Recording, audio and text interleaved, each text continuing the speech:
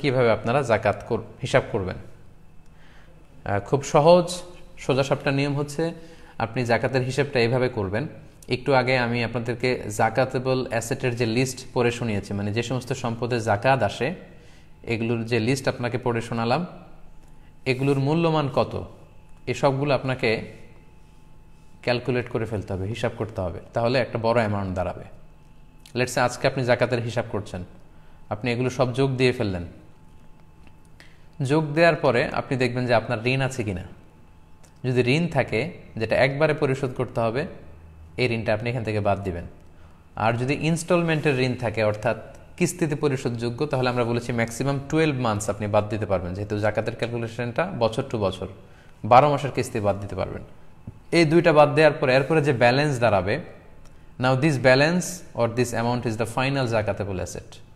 ওই zakatable asset থেকে আপনি 2.5% হারে জাকাত দিবেন। আই রিপিট, আমি আবারও বলছি, 2.5% হারে আপনি জাকাত দিবেন এবং অবশ্যই সেটা 1 চন্দ্র বছর অনুযায়ী হিসাব করতে হবে। যদি আপনি সোলার ইয়ার অনুযায়ী হিসাব করেন, অর্থাৎ একজন রজব মাসে নিসাব পরিমাণ সম্পদের মালিক হয়েছিলেন, তার মানে এরপরের বছর রজব মাসে আপনি জাকাত দিবেন, কিন্তু আপনি রজব, মুহররম এই মাসগুলো হয়তো মুখস্থ রাখেননি বা ভালোভাবে জানেন না, আপনি সোলার ক্যালেন্ডার ফলো করেন, জানুয়ারি ফেব্রুয়ারিতে অভ্যস্ত, তাহলে সেটাও আপনি করতে পারেন যে আপনি জানুয়ারির 5 তারিখে যদি নিসাব পরিমাণ সম্পদের মালিক হন, এটা যদি 1 বছর থাকে, তাহলে পরের বছর জানুয়ারিতে যদি আপনি জাকাত দিতে চান, সেক্ষেত্রে কিন্তু আবার আপনার জাকাত 2.5% আদায় করলে হবে না, সেক্ষেত্রে আপনাকে 2.5% দিলে হচ্ছে না, আপনাকে দিতে হবে 2.58%। তখন জাকাতের পার্সেন্টেজ বেড়ে যাবে।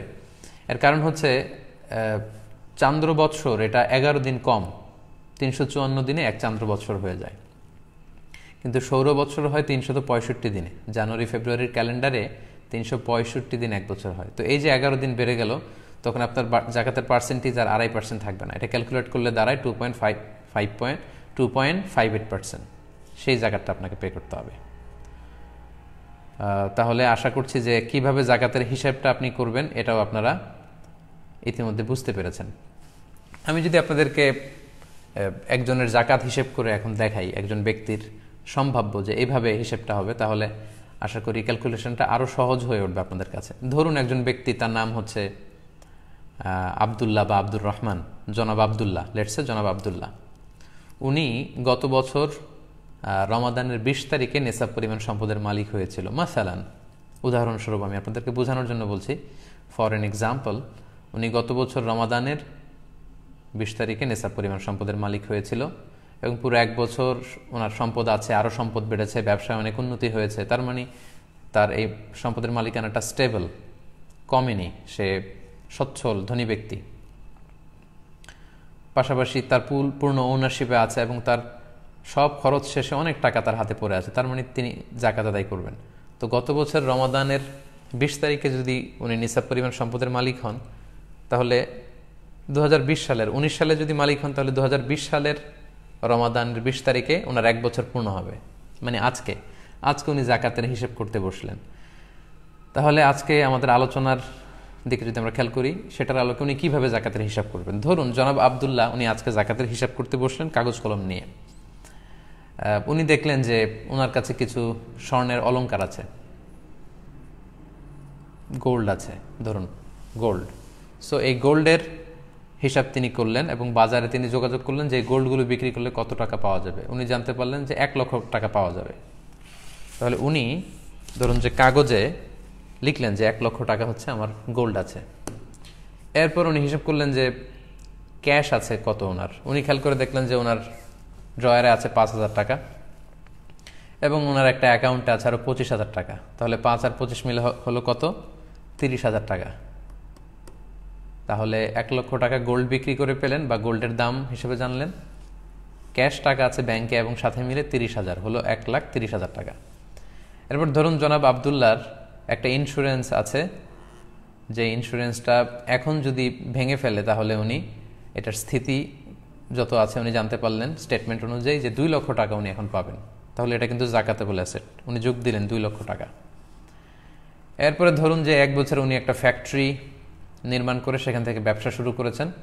তো এই ফ্যাক্টরিতে জাকাতেবল অ্যাসেট আছে ধরুন ওনার 5 লক্ষ টাকা, ফর এন এক্সাম্পল, এটাও উনি যোগ দিলেন।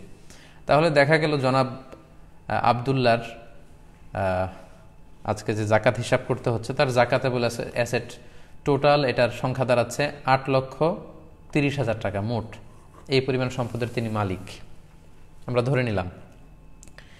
এবার ধরুন আবদুল্লার একটা ঋণ আছে, তার বন্ধুর কাছ থেকে কয়েক মাস আগে তিনি 1 লক্ষ টাকা নিয়েছিলেন ঋণ এবং বলেছেন যে 6 মাসের মধ্যে তিনি এটা দিয়ে দিবেন। তাহলে যেই ঋণ একবারে পরিশোধ করতে হবে, আমরা বলেছিলাম এটা পুরো বাদ যাবে। তাহলে তার মূল সম্পত্তি 8,30,000 টাকার মধ্যে থেকে উনি ওনার যেটা ঋণ পে করতে হবে এটা উনি বাদ দিয়ে ফেলবেন, যেহেতু এটা ডিডাক্ট হয়ে যাবে। 1 লক্ষ বাদ দিলেন। এবার ধরুন উনি একটা লেটসে গাড়ি কিনেছিল ইনস্টলমেন্টে, কিস্তিতে, যেটা প্রতি মাসে মাসে উনি পে করে যাচ্ছেন। তাহলে আমরা বলেছিলাম ইনস্টলমেন্টে যদি কেউ কিস্তিতে ঋণ পরিশোধ করে তাহলে সর্বোচ্চ 12 মাসের কিস্তির টাকা উনি বাদ দিতে পারবেন। তো 12 মাসের কিস্তির টাকা যদি উনি বাদ দেন তাহলে দেখা যাচ্ছে যে এখানে আসে 1,50,000 টাকা। এটাও কিন্তু উনি টোটাল টাকা থেকে বাদ দিতে পারবেন। তাহলে জনাব আবদুল্লার মোট জাকাতযোগ্য সম্পদ বা জাকাতেবল অ্যাসেট আমরা যোগ করে পেলাম 8,30,000 টাকা, এবং ওনার 2টা ঋণ আছে, একটা এককালীন পরিশোধযোগ্য আর একটা কিস্তিতে বা ইনস্টলমেন্টে পরিশোধযোগ্য। এই 2টা যদি আমি যোগ দিই তাহলে হচ্ছে 2.5 লক্ষ টাকা।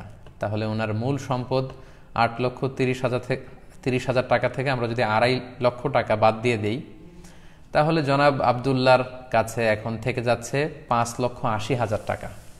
এই 5,80,000 টাকা হচ্ছে ওনার জাকাতেবল অ্যাসেট। এই 5,80,000 টাকার উপর থেকে উনি 2.5% হারে জাকাত দেবেন। 5,80,000 টাকাকে যদি 2.5% দিয়ে উনি ভাগ দেন তাহলে দেখা যাবে যে ওনার জাকাতের টাকাটা বের হয়ে আসছে। তো 5,80,000কে 2.5% হারে যদি আমরা হিসেব করি তাহলে ওনার 14,500 টাকা জাকাত আসে।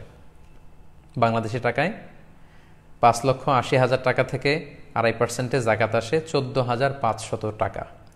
তো জনাব আবদুল্লাহ সাহেবকে এই 14,500 টাকা আল্লাহর বর্ণিত যে 8টি খাত আছে যে কোনো একটি খাতে জাকাত আদায় করে দিতে হবে। সম্মানিত সুধী, আশা করি এই সহজ পদ্ধতিতে আপনারা যদি জাকাতের ক্যালকুলেশন করেন তাহলে জাকাত নিয়ে যে আমাদের দুর্বোধ্যতা, আমরা মনে করি হিসাবটা খুব জটিল, এই জটিলতা আপনাদের থাকবে না এবং সহজে আপনারা আপনাদের জাকাতের ক্যালকুলেশন করে ফেলতে পারবেন বলে আমি আশা করছি। তাহলে আমি যদি একটু